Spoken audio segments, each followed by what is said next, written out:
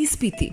Študentje se med zimskim, spomladanskim in jesenskim izpitnim obdobjem zakopljemo v knjige, da bi kar se da uspešno opravili izpite. Za vsak predmet morajo biti letno razpisani vsaj 3 izpitni roki. Poleg rednih rokov lahko izpit opravljaš še na izrednih, ki so razpisani zunaj izpitnih obdobij in so običajno namenjeni izrednim študentom in absolventom. Vse izpitne prijave in odjave urejaš elektronsko v spletnem referatu. Roke za prijave, odjave in pritožbe ureja izpitni pravilnik univerze.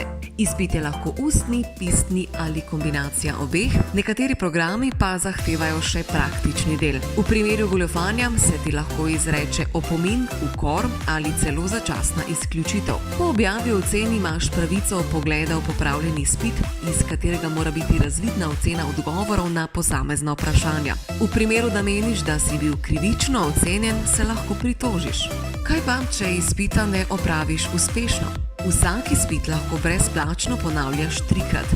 Nadaljnji pristopi pa so plačljivi in se opravljajo pred komisijo. Število vseh možnih opravljanj je odvisno od univerze. Če izpita še vedno ne opraviš, te čaka izpis iz programa. Število izpitov, ki jih moraš opraviti do izteka roka za vpis v višji letnik, je znova odvisno od fakultete. Običajno pa ni nujno, da opraviš vse.